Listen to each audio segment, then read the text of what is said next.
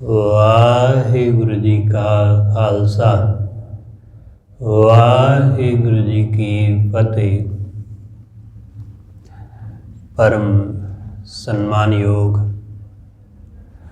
सतगुरां दे हजूर जुड़मिल बैठे रब रूप गुरमुख सत्संगी जन, सतगुरु जी की रहमत बख्शिश का सदका गुरु दर ते जुड़न का सुभाग समा नसीब होया। सतगुरु जी की प्यारी अमृतमयी बाणी का कीर्तन गुरु के प्यारे कीर्तनिया पासों आप जी ने श्रवण किया। सतगुरु जी की रहमत का सदका गुरु के दर जुड़ के वाहिगुरु नाल जुड़न का सांझ पाउण का निमाणा जिहा यतन कर रहे हैं। सतगुरु जी रहमत करदिआं समझाउंदे ने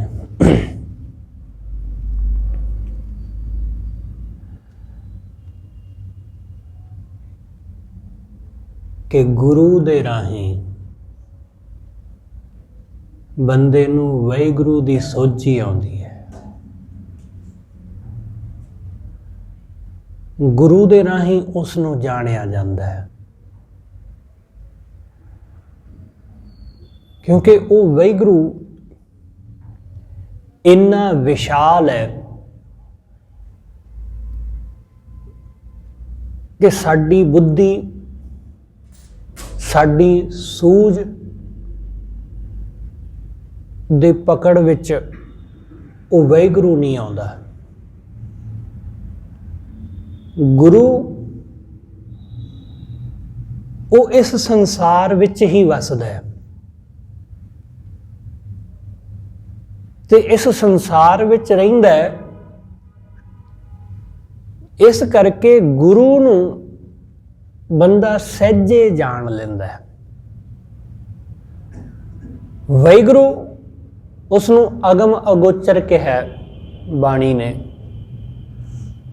कि जिहड़ा पकड़ विच ना आवे, पहुंच विच ना आवे, जिहड़ा अखां कन नक चमड़ी शरीर दे सब इंद्रियां दी पहुंच तो परे है, वो अगम अगोचर है।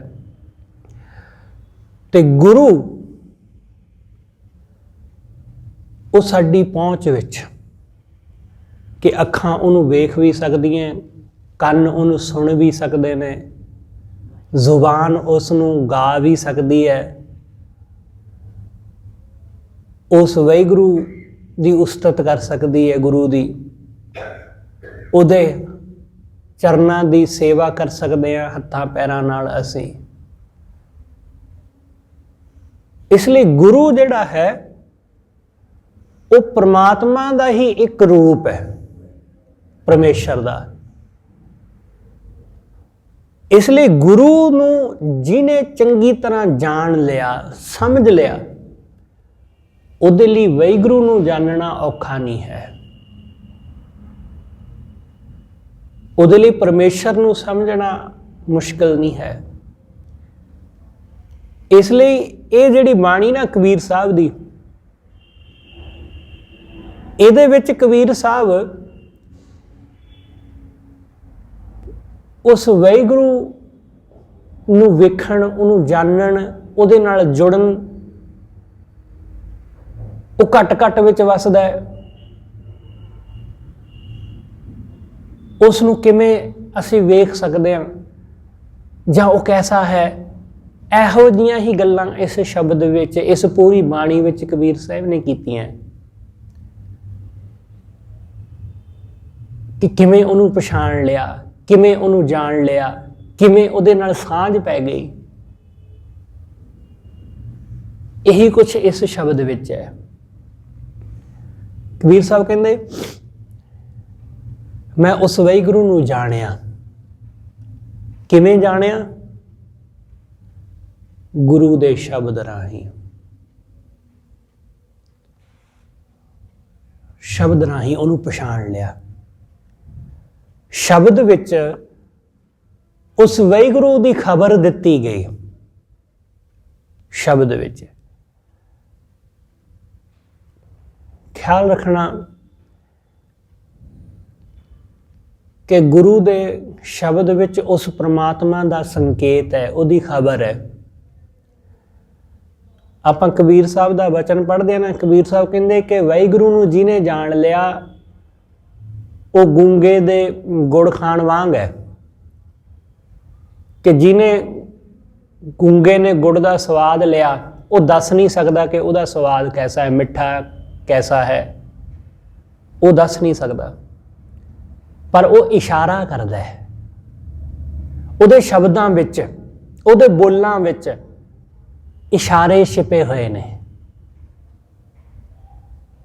उस वाहिगुरू दी खबर है ते उस खबर नूं जानना, जो संकेत मिल रहे ने, जो क्रू छिपे हुए ने ना, क्लू उहदे बचनां विच। कबीर साहब कहंदे जो गुरु दे बचनां दे विच संकेत सन ना, मैं उन्हां संकेतां राहीं, मैं उन्हां इशारियां राहीं जान लिया उसनूं, मैं जान लिया उसनूं। गग्गा गुर के बचन पछाना, मैं गुरु दे बचन राहीं पछाण लिया उन्होंने। गुरु ने की बचन कहा? गुरु ने क्या कि सब गोविंद है, सब गोविंद है, गोविंद बिन नहीं कोई। हुण गुरु ने ये इशारा कर दिता कि गोविंद सारियां थावां विच है भाई। गुरु ने इशारा कर दिता कि वो सब घट विच बसिया होया है। घट घट मैं हर जू बसै। सतगुरु कहते जो भी दिसदा है, अस्थावर जंगम कीट पतंगम, सब दे विच ओही, सब थाई बिन गोविंद नहीं दिसै कोई। गुरु ने इशारा किया कि ओही है सब। गुरु ने इशारा किया कि उस वाहिगुरू तो बिना कुछ भी नहीं है। उरवार पार सब एको दानी, उरवार पार उरले परले पासे ओही है। दोहां सिरियां का एको स्वामी, दोनों पासियां का ओही मालिक है। जन्म ते मरण ओदे तो ही है, दुख ते सुख ओदे तो ही है, सब उसे तो है। गुरु ने इशारे किए, बार बार गुरु ने समझाया। कबीर साहब कहते मेरे गल पकड़ विच आ गई, मेरे गल जहन विच आ गई, दिमाग विच आ गई कि हाँ, ते उसनूं पछाण लिया मैं। जदों तुसीं विग्यानक नूं पढ़ोगे तां विग्यान ये कहंदा है कि जिहड़ी ऊर्जा बंदे दे शरीर अंदर है, मनुख दे शरीर अंदर, उही ऊर्जा पशुआं ते पंछियां दे शरीर अंदर है। जिहड़ी ऊर्जा पशुआं पंछियां अंदर है, उही पेड़ पौधों दे अंदर मौजूद है। जिहड़ी ऊर्जा पेड़ पौधों विच मौजूद है, उही पर्वतां पहाड़ां विच, उही पानी अंदर, उही अग अंदर, उही खाण पीण दीयां वस्तुआं अंदर, सब अंदर इक्को ही ऊर्जा काम करती है। उहदे रूप वक्खो वखरे ने, है उही दरख्तां विच है, उही बंदियां विच है, उही पशुआं विच है, उही पंछियां विच है। विग्यान इनू ऊर्जा कहंदा जां एनर्जी कहंदा है, धर्म इस नूं परमेश्वर कहंदा है। बहुता अंतर नहीं है, बस समझण दा ढंग है। धर्म ने किसी होर पक्ष तो समझिया, विग्यान ने किसी होर पक्ष तो समझिया। गल तां इक्को जिही है। कबीर साहब कहंदे मैं पछाण लिया। जिवें एक विग्यान दे स्टूडेंट ने समझ लिया ना कि जो सानू समझाया गया, जो सानू थ्योरी समझाई गई, उन्हें उन्होंने प्रैक्टिकल करके देख लिया, उन्हें लैब में ले जाके टेस्ट कर लिया कि उही ऊर्जा है सब थाई, ਉਹੀ એનર્ਜੀ ਹੈ ਕੰਮ ਕਰਦੀ। ਇਸੇ ਤਰ੍ਹਾਂ ਕਬੀਰ ਸਾਹਿਬ ਕਹਿੰਦੇ ਮੈਂ ਗੁਰੂ ਦੇ ਸ਼ਬਦ ਨੂੰ ਪਛਾਣ ਲਿਆ, ਮੈਂ ਜਾਣ ਲਿਆ ਕਿ ਉਹੀ ਜੋਤ ਬੰਦੇ ਅੰਦਰ, ਉਹੀ ਜੋਤ ਪਸ਼ੂਆਂ ਪੰਛੀਆਂ ਅੰਦਰ। ਗੁਰੂ ਨਾਨਕ ਸਾਹਿਬ ਕਹਿੰਦੇ ਨਾ ਕਿ ਸਭ ਮੈਂ ਜੋਤ, ਜੋਤ ਹੈ ਸੋਏ, ਤਿਸ ਦਾ ਚਾਨਣ ਸਭ ਮੈਂ ਚਾਨਣ ਹੋਏ। ਕਿ ਉਸ ਜੋਤ ਦੇ ਚਾਨਣ ਰਾਹੀਂ ਹੀ ਸਭ ਦੇ ਅੰਦਰ ਚਾਨਣ ਹੋ ਰਿਹਾ ਹੈ। ਉਸ ਚਾਨਣ ਰਾਹੀਂ, ਜਿਵੇਂ ਸੂਰਜ ਦਾ ਚਾਨਣ, ਸੂਰਜ ਦਾ ਪ੍ਰਕਾਸ਼ ਹੀ ਸਭ ਨੂੰ ਪ੍ਰਕਾਸ਼ਿਤ ਕਰਦਾ ਹੈ। ਸੂਰਜ ਦੇ ਚਾਨਣ ਅੰਦਰ ਹੀ ਸਭ ਚੀਜ਼ਾਂ ਪ੍ਰਕਾਸ਼ਿਤ ਹੁੰਦੀਆਂ। ਤੁਸੀਂ ਗੌਰ ਕਰੋ ਕਿ ਹਨੇਰੇ ਵਿੱਚ ਕਿਸੇ ਚੀਜ਼ ਦਾ ਰੰਗ ਪਤਾ ਚੱਲਦਾ ਹੈ, ਕਿਸੇ ਚੀਜ਼ ਦਾ ਕਿ ਸਫੇਦ ਹੈ, ਕਾਲਾ ਹੈ, ਹਰਾ ਹੈ, ਨੀਲਾ ਹੈ, ਪੀਲਾ ਹੈ, ਕੁਛ ਦਿਸਦਾ ਹੈ ਹਨੇਰੇ ਵਿੱਚ? ਨਹੀਂ, ਹਨੇਰੇ ਵਿੱਚ ਇੱਕੋ ਹੀ ਰੰਗ ਹੁੰਦਾ, ਸਿਰਫ ਕਾਲਾ। ਚਾਹੇ ਕੋਈ ਸਫੇਦ ਹੋਵੇ, ਚਾਹੇ ਕੋਈ ਹਰਾ ਪੀਲਾ ਨੀਲਾ ਕਾਲਾ ਕੁਛ ਵੀ ਹੋਵੇ, ਇੱਕੋ ਹੀ ਰੰਗ ਹੁੰਦਾ। ਚਾਨਣ ਕੀ ਕਰਦਾ ਹੈ? ਚਾਨਣ ਸਭ ਚੀਜ਼ਾਂ ਨੂੰ ਪ੍ਰਕਾਸ਼ਿਤ ਕਰ ਦਿੰਦਾ ਹੈ। ਪ੍ਰਕਾਸ਼ ਸਭ ਚੀਜ਼ਾਂ ਨੂੰ ਰੰਗ ਦੇ ਦਿੰਦਾ ਹੈ। ਜਿਵੇਂ ਹੀ ਹਨੇਰਾ ਹੁੰਦਾ, ਜਿਵੇਂ ਹੀ ਸੂਰਜ ਛਿਪਦਾ, ਸਭ ਚੀਜ਼ਾਂ ਦਾ ਰੰਗ ਇੱਕ ਸਮਾਨ ਹੋ ਜਾਂਦਾ ਹੈ। ਪਰ ਜਦੋਂ ਹੀ ਚਾਨਣ ਹੁੰਦਾ, ਚਾਨਣ ਚਾਹੇ ਲਾਈਟ ਦਾ ਹੋਵੇ, ਬਿਜਲੀ ਦਾ ਹੋਵੇ, ਚਾਹੇ ਮੋਮਬੱਤੀ ਦਾ ਹੋਵੇ, ਚਾਨਣ ਦੇ ਨਾਲ, ਪ੍ਰਕਾਸ਼ ਦੇ ਨਾਲ ਚੀਜ਼ਾਂ ਦਾ ਪਤਾ ਚੱਲਦਾ ਹੈ। ਰੌਸ਼ਨੀ ਨਾਲ ਪਤਾ ਚੱਲਦਾ ਹੈ ਕਿ ਜਿਹਨੂੰ ਅਸੀਂ ਇੱਕ ਸਮਝ ਰਹੇ ਸਾਂ ਉਹ ਇੱਕ ਨਹੀਂ ਹੈ। ਅਸੀਂ ਸਭ ਨੂੰ ਕਾਲਾ ਹੀ ਸਮਝ ਰਹੇ ਸਾਂ, ਪਰ ਰੌਸ਼ਨੀ ਹੋਈ ਤਾਂ ਪਤਾ ਚੱਲਿਆ ਨਹੀਂ ਹਰਾ ਵੀ ਹੈ, ਨਹੀਂ ਸਫੇਦ ਵੀ ਹੈ, ਨਹੀਂ ਪੀਲਾ ਵੀ ਹੈ, ਨਹੀਂ ਨੀਲਾ ਵੀ ਹੈ, ਨਹੀਂ ਹੋਰ ਵੀ ਬਹੁਤ ਸਾਰੇ ਰੰਗ ਨੇ। ਜਦੋਂ ਚਾਨਣ ਹੁੰਦਾ, ਜਦੋਂ ਗਿਆਨ ਹੁੰਦਾ, ਉਦੋਂ ਬੰਦੇ ਨੂੰ ਸਮਝ ਆਉਂਦੀ ਹੈ ਕਿ ਬਹੁਤ ਕੁਛ ਹੈ। ਇਸ ਲਈ ਵਿਗਿਆਨ ਨੂੰ ਜਿਵੇਂ ਜਿਵੇਂ ਚਾਨਣ ਹੋਇਆ, ਜਿਵੇਂ ਜਿਵੇਂ ਗਿਆਨ ਹੋਇਆ, ਉਹਨਾਂ ਨੇ ਕਿਹਾ ਨਹੀਂ, ਇਸ ਧਰਤੀ ਵਰਗੀ ਸਿਰਫ ਇਹੀ ਧਰਤੀ ਨਹੀਂ ਹੈ, ਐਸੀਆਂ ਬੇਅੰਤ ਹੋਰ ਵੀ ਨੇ। ਇਸ ਸੂਰਜ ਵਰਗੇ ਸੂਰਜ ਹੋਰ ਵੀ ਨੇ, ਸਿਰਫ ਇਹੀ ਸੂਰਜ ਨਹੀਂ ਹੈ। ਇੰਨੇ ਜ਼ਿਆਦਾ ਨੇ ਕਿ ਗਿਣੇ ਨਹੀਂ ਜਾ ਸਕਦੇ, ਇੰਨੀਆਂ ਧਰਤੀਆਂ ਨੇ ਕਿ ਦੱਸੀਆਂ ਨਹੀਂ ਜਾ ਸਕਦੀਆਂ, ਤੇ ਉਹਨਾਂ ਤੱਕ ਪਹੁੰਚਣ ਦੀ ਵੀ ਸਾਡੇ ਵਿੱਚ ਸਮਰੱਥਾ ਨਹੀਂ ਹੈ, ਕਿਉਂਕਿ ਉਹ ਦੂਰ ਬਹੁਤ ਨੇ। ਸਾਡੀ ਸਾਰੀ ਉਮਰ ਲੰਘ ਜਾਏਗੀ, ਅਸੀਂ ਤਾਂ ਵੀ ਉੱਥੇ ਤੱਕ ਪਹੁੰਚ ਨਹੀਂ ਸਕਾਂਗੇ। ਇਸ ਲਈ ਕਬੀਰ ਸਾਹਿਬ ਕਹਿੰਦੇ ਮੈਂ ਪਛਾਣ ਲਿਆ ਉਸ ਨੂੰ, ਉਹੀ ਜੋਤ ਜਿਹਦੇ ਚਾਨਣ ਰਾਹੀਂ ਸਾਰਿਆਂ ਦੇ ਵਿੱਚ ਚਾਨਣ ਹੋ ਰਿਹਾ ਹੈ। ਸਤਿਗੁਰੂ ਕਹਿੰਦੇ ਤਿਸ ਦਾ ਚਾਨਣ ਸਭ ਮੈਂ ਚਾਨਣ ਹੋਏ। ਉਹਦੇ ਚਾਨਣ ਦੁਆਰਾ ਸਭ ਅੰਦਰ ਚਾਨਣ ਹੁੰਦਾ ਹੈ। ਇਸ ਲਈ ਮੈਂ ਗੁਰੂ ਦੇ ਸ਼ਬਦ ਰਾਹੀਂ ਉਹਨੂੰ ਪਛਾਣ ਲਿਆ। ਗੱਗਾ ਗੁਰ ਕੇ ਬਚਨ ਪਛਾਨਾ, ਦੂਜੀ ਬਾਤ ਨਾ ਧਰਈ ਕਾਨਾ। ਮੈਂ ਗੁਰੂ ਦੇ ਬਚਨ ਤੋਂ ਬਿਨਾਂ ਕੋਈ ਦੂਸਰੀ ਗੱਲ ਆਪਣੇ ਕੰਨਾਂ ਵਿੱਚ ਧਰਦਾ ਹੀ ਨਹੀਂ, ਸੁਣਦਾ ਹੀ ਨਹੀਂ ਮੈਂ ਦੂਸਰੀ ਗੱਲ। मैं सुनता ही नहीं। ऐसा नहीं है कि तो दूसरी कोई गल सुनाई ना दिंदी होवे, ऐसा नहीं है। सुनदा सब कुछ है, पर जिस चीज विच ध्यान होवे सिर्फ वो गल सुनाई दिंदी है, दूसरी नहीं। जिमें तुसीं इस गल नूं समझो कि ये माइक है जां कोई वॉइस रिकॉर्डर है। वॉइस रिकॉर्डर जिहड़ा है जदों वो रिकॉर्डिंग कर रहे हैं, आवाज़ नूं रिकॉर्ड कर रहे हैं, तो जो भी आवाज़ होवेगी वो हर आवाज़ नूं रिकॉर्ड करेगा। मैं बोल रहा वां, मेरी आवाज़ रिकॉर्ड करेगा। कोई बंदा आके मत्था टेकदा है, माया गोलक विच पाउंदा है, ओहदी आवाज़ आवेगी, वो भी रिकॉर्ड होवेगी। कोई पखा चल रहा है ਉਹਦੀ आवाज़ भी नाल नाल रिकॉर्ड होवेगी, नाल नाल बोलदियां बोलदियां कोई सड़क ते कोई किसी कार गड्डी का हॉर्न ਵੱਜਦਾ तो वह भी नाल रिकॉर्ड हो जाएगा। कोई बच्चा इत्थे खेड रहा सी, कोई बोल रहा सी तो ਉਹਦੀ आवाज़ भी नाल रिकॉर्ड हो जाएगी। वॉइस रिकॉर्डर कोल इन्नी समर्था नहीं है कि वह किसी एक गल नूं रिकॉर्ड कर सके, वह सारा कुछ ही रिकॉर्ड करेगा इक्को वेले विच, इक्को समय विच।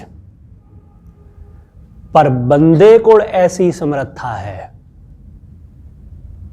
बंदे दे कोल, साडी बुद्धि कोल, साडी समझ कोल ऐसी सूझ है साडे दिमाग कोल कि जदों असीं कोई एक गल सुन रहे हैं उस वेले होर भी आवाज़ां आ रही हैं तां असीं जिस चीज़ उत्ते, जिस गल उत्ते ध्यान केंद्रित करांगे, जिस आवाज़ उत्ते सानू उही सुनाई देवेगी, बाकी सब नहीं सुनगियां।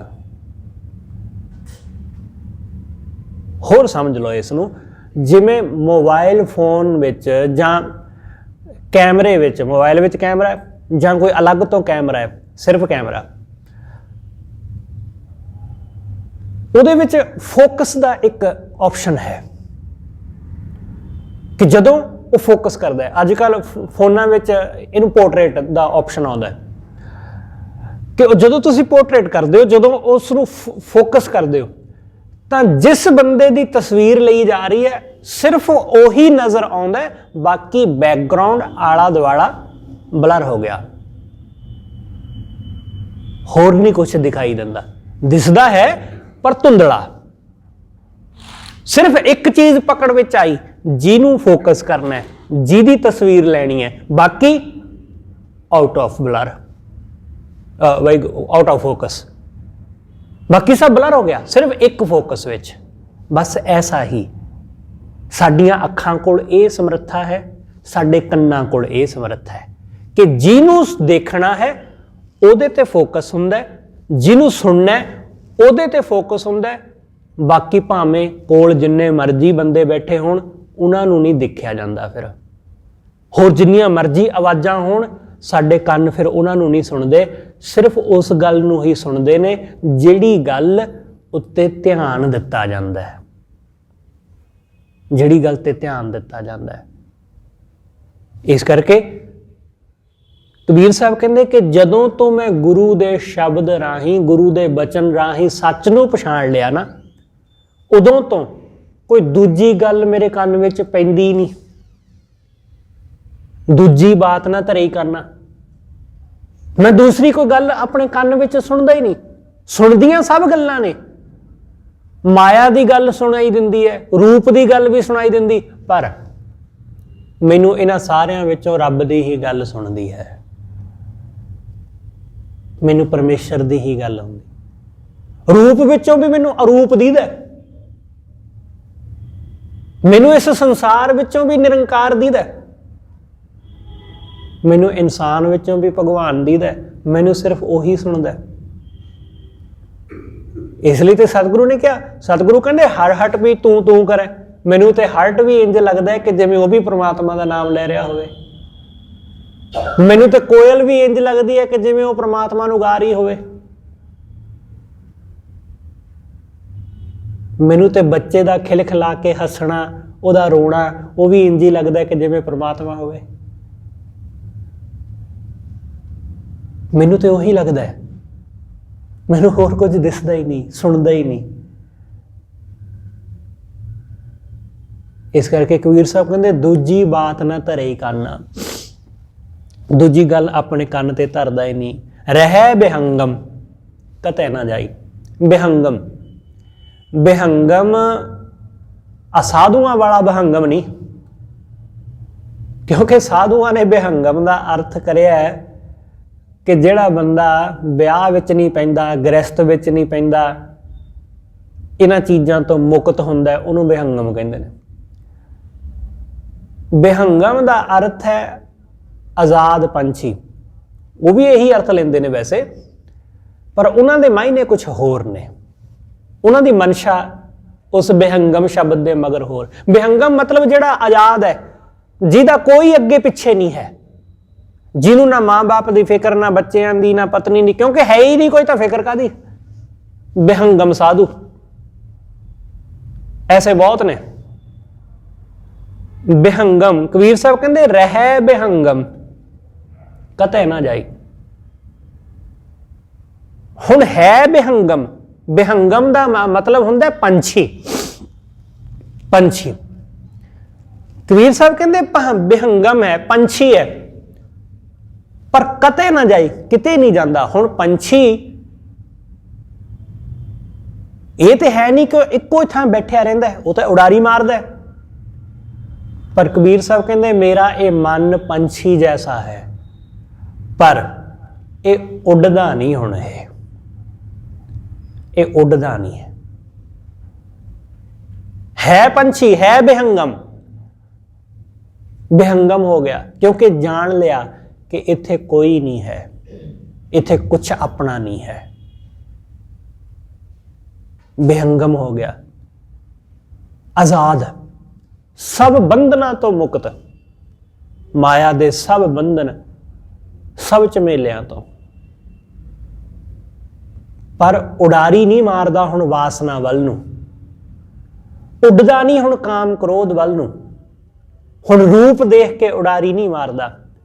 ਕਿਸੇ ਦਾ ਬਹੁਤ ਸੋਹਣਾ ਘਰ ਹੋਵੇ ਤਾਂ ਉਹਦੇ ਕੋਲੋਂ ਦੀ ਚੁੱਪਚਾਪ ਲੰਘ ਜਾਂਦਾ, ਮਨ ਵਿੱਚ ਫੁਰਨਾ ਵੀ ਨਹੀਂ ਆਉਂਦਾ ਕਿ ਕਾਸ਼ ਇਹੋ ਜਿਹਾ ਘਰ ਮੇਰਾ ਹੋਵੇ, ਖਿਆਲ ਹੀ ਨਹੀਂ ਆਉਂਦਾ। ਲੱਖਾਂ ਕਰੋੜਾਂ ਦੀ ਦੌਲਤ ਦੇਖ ਕੇ ਮਨ ਵਿੱਚ ਲੋਭ ਉੱਠਦਾ ਹੀ ਨਹੀਂ ਕਿ ਕਿਤੇ ਮੇਰੇ ਕੋਲ ਹੁੰਦੀ ਇਹ ਦੌਲਤ। ਹੁਣ ਨਹੀਂ ਉਡਾਰੀ ਮਾਰਦਾ, ਹੁਣ ਕਤੇ ਨਾ ਜਾਈ। ਕਬੀਰ ਸਾਹਿਬ ਕਹਿੰਦੇ ਰਹਿ ਬਿਹੰਗਮ ਕਤੇ ਨਾ ਜਾਈ। ਹੁਣ ਰਹਿ ਗਿਆ, ਟਿਕ ਗਿਆ। ਹੁਣ ਅਗੈ ਗਹਿ, ਕਿਉਂਕਿ ਉਸ ਨੂੰ ਪਕੜ ਲਿਆ। ਅਗੈ, ਜਿਹਨੂੰ ਗਹਿਣਾ ਬਹੁਤ ਔਖਾ ਹੈ, ਜਿਹਨੂੰ ਪਕੜਨਾ ਬੜਾ ਔਖਾ। ਅਗੈ ਗਹਿ, ਉਸ ਨੂੰ ਵਾਹਿਗੁਰੂ ਨੂੰ ਗਹਿ ਕੇ, ਉਸ ਨੂੰ ਪਕੜ ਕੇ। ਗਹਿ ਗਗਨ ਰਹਾਈ, ਹੁਣ ਸੁਰਤ ਜਿਹੜੀ ਹੈ ਨਾ ਉਹ ਗਗਨ ਵਿੱਚ, ਪਰਮਾਤਮਾ ਵਿੱਚ ਲੱਗੀ ਰਹਿੰਦੀ ਹੈ। ਹੁਣ ਸੁਰਤ ਪਰਮੇਸ਼ਰ ਵਿੱਚ ਲੱਗੀ ਰਹਿੰਦੀ, ਇਸ ਕਰਕੇ ਹੁਣ ਇਹ ਮਨ ਹੋਰ ਪਾਸੇ ਜਾਂਦਾ ਨਹੀਂ, ਕਿਉਂਕਿ ਉੱਚਾ ਉੱਠ ਗਿਆ। ਉੱਚਾ ਉੱਠ ਗਿਆ ਮਨ। ਹੁਣ ਇਹਦਾ ਤਲ ਮਾਇਆ ਵਾਲਾ ਨਹੀਂ ਹੈ, ਇਹਦਾ ਤਲ ਨਿਰੰਕਾਰ ਵਾਲਾ ਉੱਚਾ ਹੋ ਗਿਆ। ਸੋਚ ਉੱਚੀ ਹੋ ਗਈ। ਆਪਾਂ ਕਹਿੰਦੇ ਨਾ ਕਿ ਮੱਤ ਉੱਚੀ, ਹੁਣ ਮੱਤ ਉੱਚੀ ਹੋ ਗਈ। ਮੱਤ ਦਾ ਦਾਇਰਾ ਬਹੁਤ ਵਿਸ਼ਾਲ, ਬਹੁਤ ਉੱਚਾ ਹੋ ਗਿਆ। ਹੁਣ ਉਹ ਛੋਟੀਆਂ ਛੋਟੀਆਂ ਚੀਜ਼ਾਂ ਦੇ ਮਗਰ ਨਹੀਂ ਉਲਝਦਾ। ਪਹਿਲਾਂ ਇਹ ਬੜੀ ਉੱਚੀ ਉਡਾਰੀ ਮਾਰਦਾ ਸੀ। ਸਤਿਗੁਰੂ ਨੇ ਜ਼ਿਕਰ ਕੀਤਾ ਬਾਣੀ ਅੰਦਰ ਕਿ ਬੜਾ ਉੱਚਾ ਉੱਡਦਾ ਸੀ, ਪਰ ਧਿਆਨ ਕਿੱਥੇ ਰਹਿੰਦਾ ਸੀ? ਧਿਆਨ ਰਹਿੰਦਾ ਸੀ ਕਿ ਹੇਠਾਂ ਕਿਸੇ ਰੂਪ ਵਿੱਚ, ਧਿਆਨ ਰਹਿੰਦਾ ਸੀ ਮਾਇਆ ਵਿੱਚ, ਧਿਆਨ ਰਹਿੰਦਾ ਸੀ ਗੰਦਗੀ ਵਿੱਚ। ਜਿਵੇਂ ਇੱਲ ਬਹੁਤ ਉੱਚਾ ਉੱਡਦੀ ਹੈ ਆਕਾਸ਼ ਵਿੱਚ, ਪਰ ਧਿਆਨ ਕਿੱਥੇ ਰਹਿੰਦਾ? ਕਿ ਥੱਲੇ ਕੋਈ ਮਰਿਆ ਜੀਵ, ਕੋਈ ਪਿੰਜਰ ਲੱਭ ਪਵੇ, ਧਿਆਨ ਥੱਲੇ ਰਹਿੰਦਾ। ਧਿਆਨ ਗੰਦ ਵਿੱਚ, ਉੱਡਦੀ ਬਹੁਤ ਉੱਚਾ ਸੀ। ਹੁਣ ਕਬੀਰ ਸਾਹਿਬ ਕਹਿੰਦੇ ਟਿਕ ਕੇ ਬਹਿ ਗਿਆ। ਉੱਡਦਾ ਨਹੀਂ ਹੈ, ਪਰ ਹੁਣ ਧਿਆਨ ਉੱਚਾ ਹੋ ਗਿਆ। ਹੁਣ ਗੰਦਗੀ ਵਿੱਚ ਧਿਆਨ ਨਹੀਂ ਹੈ, ਹੁਣ ਵਾਸਨਾ ਵਿੱਚ ਧਿਆਨ ਨਹੀਂ ਹੈ, ਹੁਣ ਸੋਚ ਉੱਚੀ ਹੋ ਗਈ ਹੈ। ਗਗਨ ਰਹਾਈ, ਹੁਣ ਗਗਨ ਵਿੱਚ ਟਿਕ ਗਈ ਹੈ। ਇਸ ਲਈ ਘੱਗਾ ਘਟ ਘਟ ਨਿਮਸੈ ਸੋਈ। ਕਬੀਰ ਸਾਹਿਬ ਕਹਿੰਦੇ ਵਾਹਿਗੁਰੂ ਘਟ ਘਟ ਵਿੱਚ ਵਸਿਆ ਹੋਇਆ ਹੈ। ਘਟ ਘਟ ਵਿੱਚ ਗੁਰੂ ਦੇ ਸ਼ਬਦ ਰਾਹੀਂ, ਗੁਰੂ ਦੇ ਬਚਨ ਰਾਹੀਂ ਉਹਨੂੰ ਮੈਂ ਜਾਣਿਆ ਕਿ ਵਾਹਿਗੁਰੂ ਘਟ ਘਟ ਵਿੱਚ ਵਸਿਆ। ਘੱਗਾ ਘਟ ਘਟ ਨਿਮਸੈ ਸੋਈ, ਘਟ ਫੂਟੇ ਘਟ ਕਵੈ ਨਾ ਹੋਈ। ਜੇ ਆ ਸਰੀਰ ਰੂਪੀ ਘੜਾ ਟੁੱਟ ਵੀ ਜਾਵੇ ਤਾਂ ਪ੍ਰਮਾਤਮਾ ਨਹੀਂ ਟੁੱਟਦਾ, ਉਹ ਨਹੀਂ ਘਟਦਾ। ਘਟ ਫੁੱਟ, ਜੇ ਸਰੀਰ ਫੁੱਟ ਗਿਆ, ਹੁਣ ਸਰੀਰ ਦੇ ਅੰਦਰ ਰੱਬ ਵਸਦਾ। ਜੇ ਸਰੀਰ ਬਿਨਸ ਗਿਆ ਤਾਂ ਪ੍ਰਮਾਤਮਾ ਨਹੀਂ ਬਿਨਸਦਾ, ਵਾਹਿਗੁਰੂ ਨਹੀਂ ਬਿਨਸਦਾ। ਜੇ ਸਰੀਰ ਬਿਨਸ ਜਾਵੇ, ਮਰ ਜਾਵੇ, ਖੱਪ ਜਾਵੇ, ਸਰੀਰ ਦੇ ਖਤਮ ਹੋਣ ਨਾਲ ਪ੍ਰਮਾਤਮਾ ਅੰਦਰੋਂ ਖਤਮ ਨਹੀਂ ਹੁੰਦਾ। ਘਟ ਫੂਟੇ घट कबै ना होई, परमात्मा घट हुंदा ही नहीं, वो किवें घट होवेगा? वो कोई घड़े दे अंदर पए हुए पानी वर्गा थोड़ी ना कि घड़ा टुट गया तो पानी भी खत्म हो गया, पानी डुल गया, सारा बिखर गया, सुख गया। ऐसा तो है नहीं।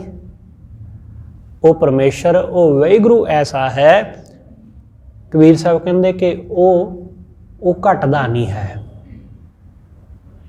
वो उमें दा उमें ही रहिंदा है। घट फूटे घट कबै ना होई, तां घट माहे घाट जो पावा। कबीर साहब कहते जेड़ा बंदा इस गल नूं समझ लैंदा है कि शरीर दे मरण ते जम्मण नाल, शरीर दे खत्म होण नाल जां जिउंदे रहण नाल वाहिगुरू दे उत्ते कोई असर नहीं हुंदा, कि वो तो उवें दा उवें ही रहिंदा है। असीं जिउंदे हां वो तां भी उवें ही है, असीं मर जावांगे वो तां भी उवें ही है। जदों असीं नहीं सी वो परमेश्वर उदों भी उवें ही सी, हुण असीं हैगे हां हुण भी एवें ही है, ते जदों असीं मर जावांगे वो फिर भी उवें रहेगा। कबीर साहब कहंदे जिस बंदे ने इस गल नूं समझ लिया कि शरीर दे मर जाण नाल वाहिगुरू नहीं मरदा, तां तदों घट माहे, तदों इस शरीर विच घाट जो पावा, तदों बंदा इस शरीर विचों उस वाहिगुरू दे घाट नूं, उहदे टिकाणे नूं जाण लैंदा है। उन्हें किनारा लभ लिया इस शरीर अंदर ही, उन्हें उस किनारे नूं जाण लिया जिथे वाहिगुरू है, उहदा घाट लभ लिया, उहदा घाट। आम एक कहावत है कि घाट घाट दा पानी पीता है मैं, कि सब थाई फिर लिया, सब थाई तक लिया, पर किते वो नहीं लभा। तो जदों अपने अंदर दे घाट नूं फरोल लिया तां वो वाहिगुरू लभा।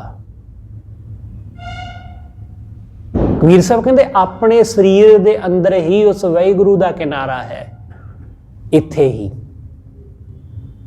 इसलिए इस शरीर दे मरण तो पहला पहला उस किनारे नूं खोज लईए अपने अंदरों, उन्होंने अपने अंदरों जान लीए इस शरीर दे मरण तो पहला पहला, क्योंकि मरना तो इसने है ही। जे मर गया खप गया फिर नहीं कुछ भी होने वाला, फिर नहीं कोई सांझ पैण वाली, इस शरीर दे हुंदियां हुंदियां ही सांझ पवेगी। इस करके सतगुरु समझाउंदे कि तां घट माहे घाट जो पावा, सो घट छाड़ अव कट कत धावा। जदों उस वाहिगुरू दा किनारा मिल गया, जदों ओहदा आसरा मिल जाता है, फिर बंदा ओनू छड्ड के अव घट किसे होर पासे नहीं जाता, किसे होर किनारे ते नहीं जाता। फिर होर किनारे ते जाण दी लोड़ भी की, जदों अपना किनारा मिल गया। विशाल समंदर है, विशाल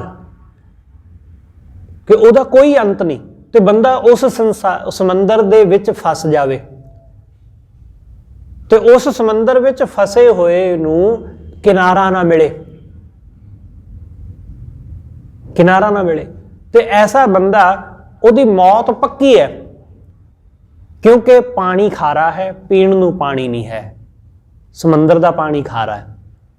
समंदर दे विचकार बहुत सारियां बेल मछलियां ने, किसी वेले भी समंदर दे विच जिहड़ा है वो तूफान आ सकता है, उसकी संभावना बनी हुई रहिंदी है।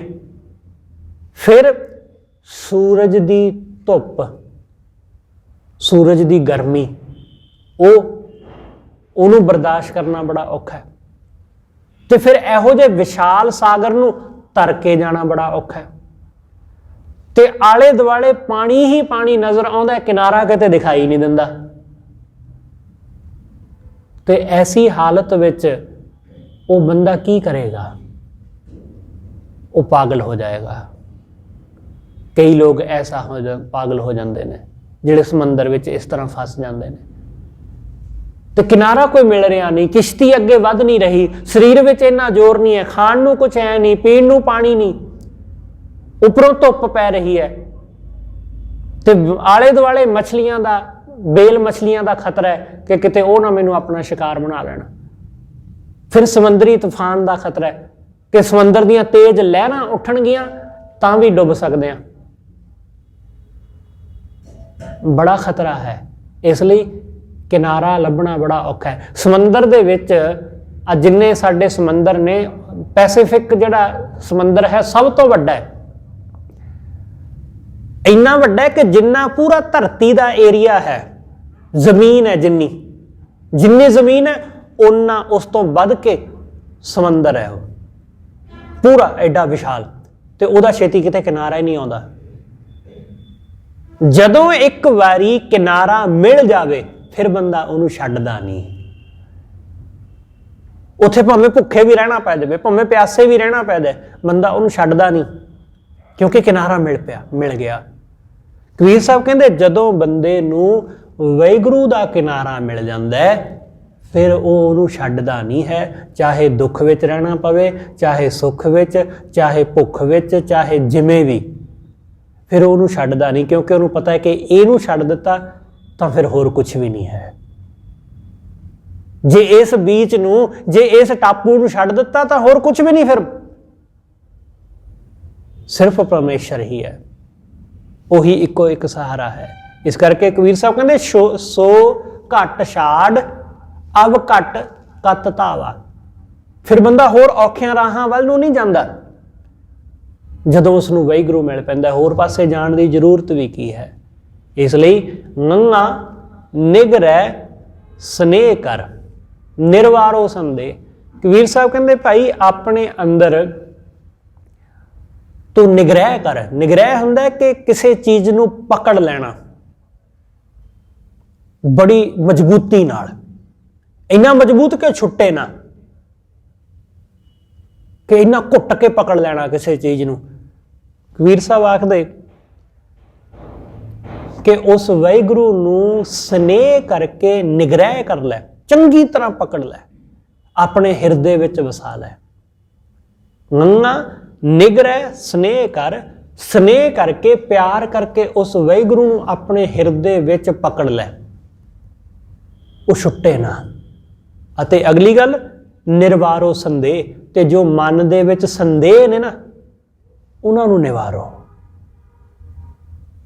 ਜੋ ਮਨ ਵਿੱਚ ਸੰਦੇਹ ਹੈ, ਸੰਦੇਹ ਹੀ ਸਭ ਤੋਂ ਵੱਡੀ ਮੁਸ਼ਕਲ ਹੈ।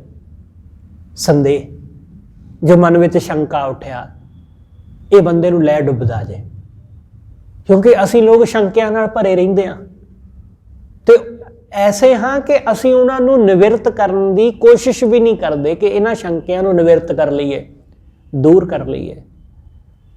ਜਦੋਂ ਤੱਕ ਸ਼ੰਕਾ ਦੂਰ ਨਹੀਂ ਹੁੰਦਾ ਉਦੋਂ ਤੱਕ ਗੱਲ ਬਣਦੀ ਨਹੀਂ। ਇਸ ਲਈ ਸੰਸਾ ਮਿਟ ਜਾਣਾ ਜ਼ਰੂਰੀ ਹੈ। ਤੇ ਇਹ ਸੰਸਾ ਕਦੋਂ ਮਿਟਦਾ ਹੈ? ਸਤਿਗੁਰੂ ਕਹਿੰਦੇ ਇਹ ਸੰਸਾ ਉਦੋਂ ਮਿਟਦਾ ਜਦੋਂ ਉਹਦਾ ਦਰਸ਼ਨ ਪਾ ਲਈਦਾ, ਜਦੋਂ ਉਹਨੂੰ ਜਾਣ ਲਈਦਾ। ਉਤਰ ਗਏ ਮੇਰੇ ਮਨ ਕਾ ਸੰਸਾ ਜਬ ਤੇ ਦਰਸ਼ਨ ਪਾਇਆ। ਇਸ ਲਈ ਸਤਿਗੁਰੂ ਕਹਿੰਦੇ ਇਸ ਨੂੰ ਨਿਵਾਰ ਆਪਣੇ ਅੰਦਰੋਂ, ਕੋਈ ਵੀ ਸ਼ੰਕਾ ਮਨ ਵਿੱਚ ਨਾ ਹੋਵੇ। ਐਸਾ ਨਹੀਂ ਕਿ ਉੱਠਣ ਨਹੀਂ ਦੇਣਾ, ਉੱਠਣ ਦਿਓ, ਪਰ ਉਹਨੂੰ ਮਿਟਾਵੋ ਵੀ, ਉਸ ਨੂੰ ਨਿਵਾਰੋ, ਉਹਨੂੰ ਖਤਮ ਵੀ ਕਰੋ। ਉੱਠਣ ਤੋਂ ਪਹਿਲਾਂ ਖਤਮ ਨਾ ਕਰੋ, ਉੱਠਣ ਤੋਂ ਬਾਅਦ ਖਤਮ ਕਰਨਾ। ਐਸਾ ਹੀ ਹੁੰਦਾ ਹੈ ਕਿ ਜੋ ਵੀ ਸਵਾਲ, ਸ਼ੰਕਾ, ਕਿੰਤੂ ਪਰੰਤੂ, ਉਹਨੂੰ ਦਬਾਉਣ ਦੀ ਲੋੜ ਨਹੀਂ, ਕਿਉਂਕਿ ਉਹਨੂੰ ਦਬਾਓਗੇ ਤਾਂ ਉਹ ਹੋਰ ਉੱਠੇਗਾ। ਇਸ ਲਈ ਉਹਨੂੰ ਖਤਮ ਕਰਨਾ, ਉਸ ਨੂੰ ਉੱਠਣ ਦਿਓ ਤੇ ਫਿਰ ਉਹਦੀ ਨਿਵਰਤੀ ਕਰੋ। ਤੇ ਉਹਦੀ ਨਿਵਰਤੀ ਸਤਿਗੁਰੂ ਕਹਿੰਦੇ ਪਹਿਲੀ ਗੱਲ ਪਿਆਰ ਨਾਲ ਉਸ ਵਾਹਿਗੁਰੂ ਨੂੰ ਆਪਣੇ ਅੰਦਰ ਧਾਰਨ ਕਰ, ਉਹਨੂੰ ਸਿਮਰ। ਫਿਰ ਆਪਣੇ ਅੰਦਰੋਂ ਸੰਦੇਹ ਨੂੰ ਦੂਰ ਕਰ। ਨਾ ਹੀ ਦੇਖ ਨਾ ਭਾਜੀਏ। ਸਤਿਗੁਰੂ ਕਹਿੰਦੇ ਜੇ ਕਿਤੇ ਨਜ਼ਰ ਨਾ ਆਵੇ ਤਾਂ ਫਿਰ ਭੱਜ ਨਾ ਜਾਈ ਕਿ ਰੱਬ ਤਾਂ ਦੀਦਾ ਨਹੀਂ ਕਿੱਥੇ, ਛੱਡੋ ਪਰਾਂ, ਕੁਛ ਨਹੀਂ ਹੈ, ਕੋਈ ਰੱਬ ਰੁੱਬ ਨਹੀਂ। ਕਬੀਰ ਸਾਹਿਬ ਕਹਿੰਦੇ ਨਾ ਹੀ ਦੇਖ ਨਾ ਭਾਜੀਏ। ਜੇ ਨਹੀਂ ਨਜ਼ਰ ਆਵੇ ਨਾ, ਜੇ ਨਾ ਪਕੜ ਵਿੱਚ ਆਵੇ ਤਾਂ ਭੱਜਣਾ ਨਹੀਂ, ਦੌੜ ਨਹੀਂ ਜਾਣਾ। ਲੋਕ ਕਹਿੰਦੇ ਜੀ ਮਨ ਨਹੀਂ ਲੱਗਦਾ ਸਿਮਰਨ ਕਰਨ ਵਿੱਚ, ਛੱਡੋ ਪਰਾਂ, ਕੀ ਕਰਨਾ, ਕਿ ਮਨ ਤੇ ਟਿਕਦਾ ਨਹੀਂ, ਛੱਡੋ ਪਰਾਂ ਜੀ, ਕੀ ਫਾਇਦਾ। ਕਬੀਰ ਸਾਹਿਬ ਕਹਿੰਦੇ ਨਹੀਂ, ਨਾ ਹੀ ਦੇਖ ਨਾ ਭਾਜੀਏ। ਪਰਮ ਸਿਆਣਪ ਇਹ, ਸਭ ਤੋਂ ਵੱਡੀ ਸਿਆਣਪ ਇਹ ਹੈ ਕਿ ਜੇ ਉਹ ਕੋਸ਼ਿਸ਼ ਕਰਨ ਤੇ ਵੀ ਨਜ਼ਰ ਨਹੀਂ ਨਾ ਆਉਂਦਾ, ਸਮਝ ਵਿੱਚ ਨਹੀਂ ਆਉਂਦਾ, ਤਾਂ ਕਬੀਰ ਸਾਹਿਬ ਕਹਿੰਦੇ ਛੱਡ ਕੇ ਦੌੜਨਾ, ਛੱਡ ਕੇ ਭੱਜਣਾ। ਜੇ ਇੱਕ ਦੋ ਵਾਰੀ ਕੀਤਾ ਤਾਂ ਮਨ ਸ਼ਾਂਤ ਨਹੀਂ ਹੋਇਆ ਤਾਂ ਫਿਰ ਦੌੜਨਾ। ਲੋਕ ਕਹਿੰਦੇ ਜੀ ਮੈਂ ਬੜਾ ਸਿਮਰਨ ਕੀਤਾ ਪਰ ਕੁਛ ਹਾਸਲ ਨਹੀਂ ਹੋਇਆ, ਇਸ ਲਈ ਛੱਡ ਦਿੱਤਾ। ਮੈਂ ਬਹੁਤ ਗੁਰਦੁਆਰੇ ਆਉਂਦਾ ਰਿਹਾ, ਮੈਂ ਬੜੀ ਸੇਵਾ ਕਰਦਾ ਰਿਹਾ, ਪਰ ਕੁਛ ਹਾਸਲ ਨਹੀਂ ਹੋਇਆ, ਮੈਂ ਛੱਡ ਗਿਆ। ਕਬੀਰ ਸਾਹਿਬ ਕਹਿੰਦੇ ਇਹ ਕੋਈ ਸਿਆਣਪ ਨਹੀਂ ਹੈ, ਇਹ ਮੂਰਖਤਾ ਹੈ। ਇਹ ਮੂਰਖਤਾ ਹੈ, ਕਿਉਂਕਿ ਉਹ ਇੰਜ ਭੱਜ ਜਾਣਾ, ਕਿਨਾਰਾ ਕਰ ਲੈਣਾ ਕਿ ਨਹੀਂ ਹੈ ਹੀ ਨਹੀਂ, ਐਸਾ ਨਹੀਂ ਹੈ। ਕਿਉਂਕਿ ਸਾਡਾ ਹੋ ਸਕਦਾ ਕਿ ਕਰਨ ਦਾ, ਸੇਵਾ ਦਾ, ਸਿਮਰਨ ਦਾ ਢੰਗ ਠੀਕ ਨਾ ਹੋਵੇ, ਸਾਡੇ ਤੌਰ ਤਰੀਕੇ ਠੀਕ ਨਾ ਹੋਣ, ਪਰ ਇਹ ਕਹਿਣਾ ਕਿ ਉਹ ਹੈ ਨਹੀਂ, ਇਹ ਠੀਕ ਨਹੀਂ ਹੈ। ਇਸ ਲਈ ਕਬੀਰ ਸਾਹਿਬ ਕਹਿੰਦੇ ਨਾ ਹੀ ਦੇਖਣਾ ਭਾਜੀਏ, ਜੇ ਕਿਤੇ ਦਿਖਾਈ ਨਾ ਦੇਵੇ ਤਾਂ ਭੱਜਣਾ ਨਹੀਂ ਚਾਹੀਦਾ। ਪਰਮ ਸਿਆਣਪ ਇਹੀ ਸਭ ਤੋਂ ਵੱਡੀ ਸਿਆਣਪ ਹੈ, ਇਹੀ ਸਭ ਤੋਂ ਵੱਡੀ ਸੂਝ ਹੈ। ਇਸ ਲਈ ਸਤਿਗੁਰੂ ਰਹਿਮਤ ਕਰੇ ਆਪਾਂ ਸਭ ਜੇ ਉਸ ਵਾਹਿਗੁਰੂ ਦੀ ਖਬਰ ਮਿਲ ਗਈ ਹੈ ਤਾਂ ਜੁੜੇ ਰਹੀਏ। ਜੇ ਹਾਲੇ ਤੱਕ ਨਹੀਂ ਮਿਲੀ, ਹਾਲੇ ਤੱਕ ਕੋਈ ਸੰਕੇਤ, ਕੋਈ ਦਿਖਾਈ ਨਹੀਂ ਦਿੱਤਾ, ਤਾਂ ਭੱਜਣ ਦੀ ਜ਼ਰੂਰਤ ਨਹੀਂ ਹੈ। ਆਪਣੇ ਮਨ ਨੂੰ ਦੌੜਨ ਦੀ ਨਾ ਦਿਓ, ਇਹਨੂੰ ਟਿਕਾਈ ਰੱਖੋ, ਇਹਨੂੰ ਜੋੜੀ ਰੱਖੋ, ਚਾਹੇ ਜ਼ਬਰਦਸਤੀ ਕਰਕੇ, ਚਾਹੇ ਜਿਵੇਂ ਮਰਜ਼ੀ। ਇਹ ਟਿਕਿਆ ਰਹੇਗਾ ਤਾਂ ਹੀ ਉਹਦੀ ਸਮਝ, ਤਾਂ ਹੀ ਉਹਦੀ ਸੂਝ ਆਵੇਗੀ, ਉਸ ਤੋਂ ਬਿਨਾਂ ਨਹੀਂ। ਹੋਈਆਂ ਭੁੱਲਾਂ ਲਿਖੇਵਾਂ ਸਤਿਗੁਰੂ ਜੀ ਅਤੇ ਆਪ ਸਰਬੱਤ ਸੰਗਤ ਬਖਸ਼ਣਯੋਗ, ਭੁੱਲਾਂ ਨਾ ਚਤਾਰਦੇ ਹੋਏ ਆਖੋ ਜੀ ਵਾਹਿਗੁਰੂ ਜੀ ਕਾ ਖਾਲਸਾ, ਵਾਹਿਗੁਰੂ ਜੀ ਕੀ ਫਤਿਹ।